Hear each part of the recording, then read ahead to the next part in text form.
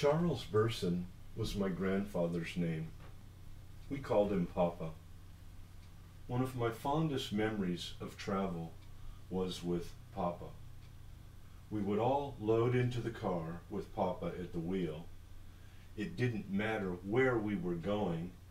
If it was further than just down the block, my sisters and I, like all good children, would ask, "How much further? When are we going to get there?" The answer didn't matter. We had no concept of time other than the now.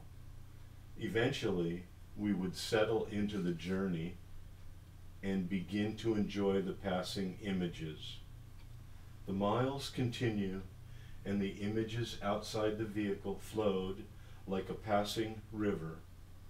Papa cranked open his window and raised his hand just outside and up toward the roof.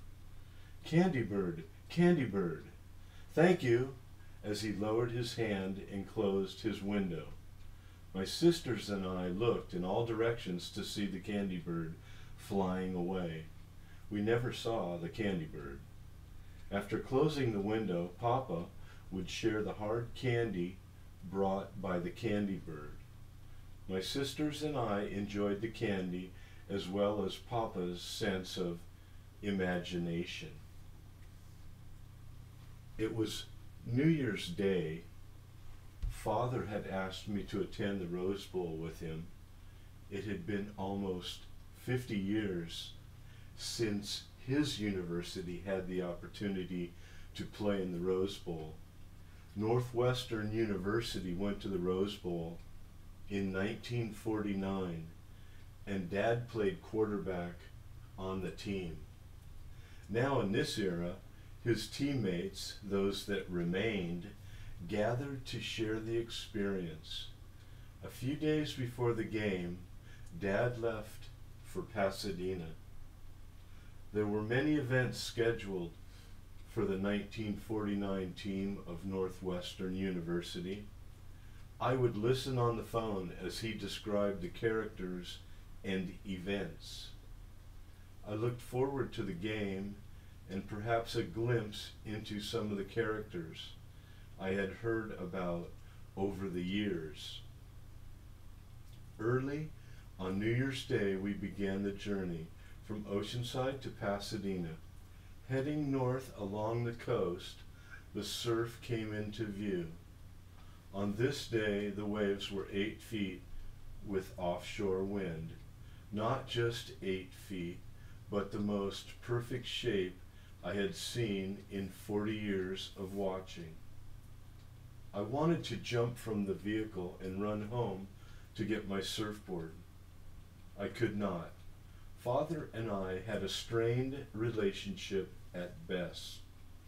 This was something he had asked of me to attend, to share in his event.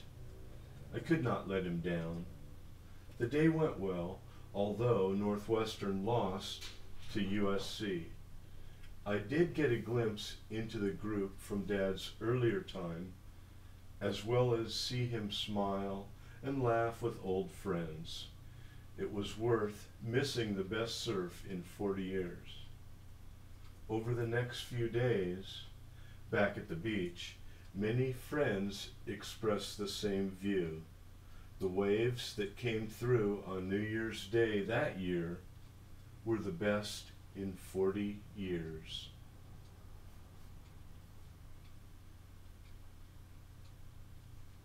The tears came now. I had been sobbing for almost 100 yards as I walked toward the outer points. I looked around to see if anyone noticed.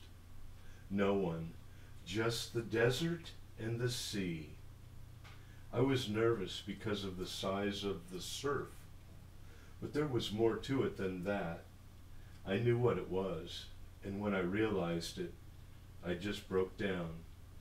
At 50 years of age, I knew this moment was all I ever wanted in life.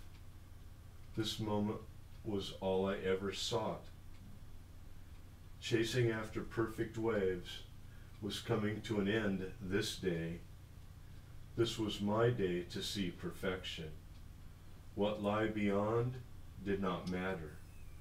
Moving toward the sea, my feet entered the surf and began the dance over the lava bottom.